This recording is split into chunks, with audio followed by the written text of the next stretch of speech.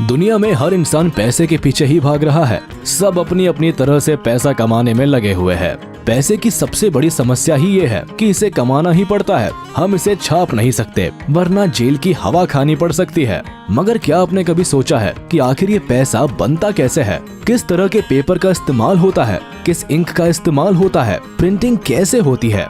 अगर ये सवाल आपके दिमाग को भी परेशान कर रहे हैं तो जवाब इस वीडियो में मिल जाएंगे। बस वीडियो के साथ आखिरी तक बने रहिएगा।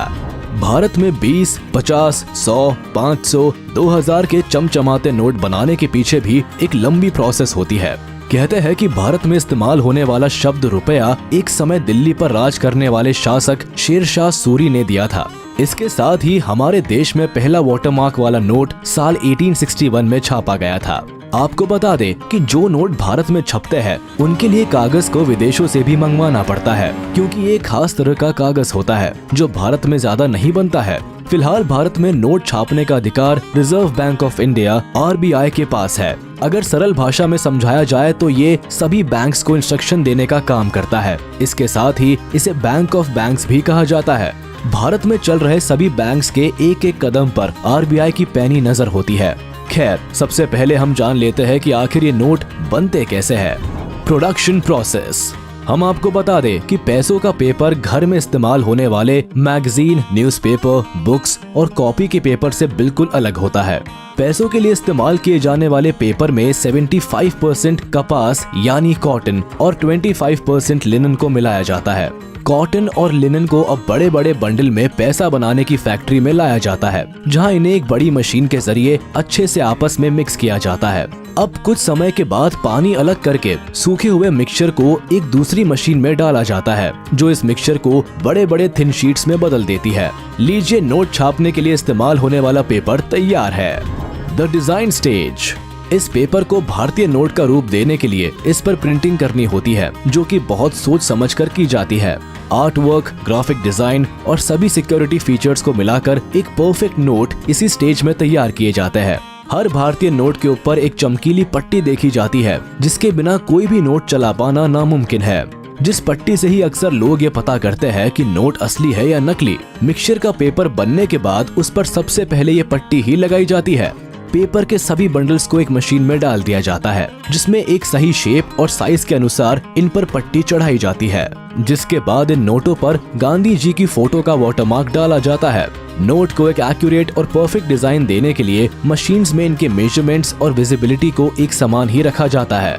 इसके साथ ही आपने हर नोट पर अलग अलग कुछ नंबर्स लिखे हुए देखे होंगे। दरअसल वो नोट के सीरियल नंबर होते हैं, जिसे छापते समय बड़े ही ध्यान से एक ही सीरीज में डाला जाता है। प्रिंटिंग के समय हर चीज को चेक करने का जिम्मा क्वालिटी इंस्पेक्टर का होता है, जो कि कंप्यूटर्स के जरिए इन्हें अच्छे से चेक करते रहते हैं। Currency colouring stage. ये काफी मुश्किल स्टेप भी कही जा सकती है, क्योंकि इस स्टेप में नोट के रंग पर ध्यान देना होता है। जिस भी कलर का नोट होता है उस कलर को एक बड़ी सी मशीन में सही क्वांटिटी में जरूरत के अनुसार मिला दिया जाता है। क्वांटिटी पर ही नोट का कलर निर्भर करता है और इसीलिए कलर्स का सही क्वांटिटी में होना बेहद जरूरी होता है। अगर थोड़ा भी कलर ऊपर नीचे होता है तो आपका पेपर खराब हो सकता है। खैर, अब कलर करने के बाद डाले हुए कलर में रंगा हुआ ये नोट मशीन से एक साथ बाहर आता है, जो देखने में काफी हद तक तैयार लगता है, पर अभी भी इसमें काफी सारी चीजें बाकी है। Finishing and checking. अब नोटों पर कलर होने के बाद इन पर लिखी हुई संख्या को एक चमकीले स्पार्कल जैसे पेस्ट से मशीन के जरिए हाईलाइट किया जाता है। जैसे आपने 500 और 2000 के नोट पर हरे रंग से चमचमाती हुई वैल्यू को लिखा हुआ देखा होगा। अब ये हो जाने के बाद एक एक नोट को चेक किया जाता है कि बने हुए नोट में कोई कमी तो नहीं, यानी इसके colour, serial number, watermark, design और लिखे हुए शब्दों को प्रॉपर तरह से चेक किया जाता है।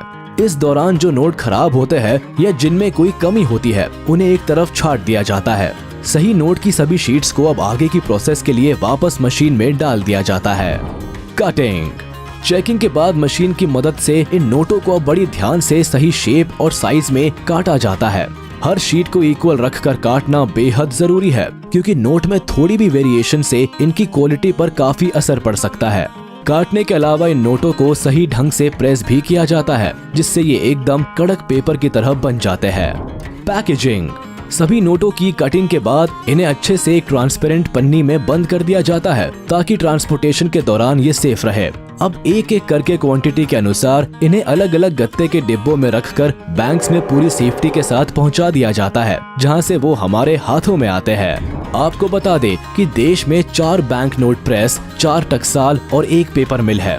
नोट प्रेस मध्य प्रदेश के देवास, नासिक, सलबूनी और मैसूर में है, जिसमें 2000 के नोट मैसूर में छपते हैं।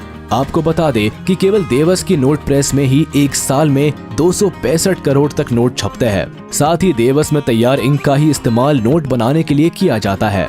इनमें 20, 50, 100, 500 रुपए के नोट शामिल है।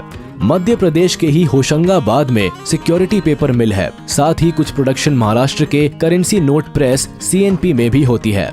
नोट छपाई से लेकर पेपर होशंगाबाद, CNP और विदेश से आते हैं, जबकि टकसाल मुंबई, हैदराबाद, कोलकाता और नोएडा में है।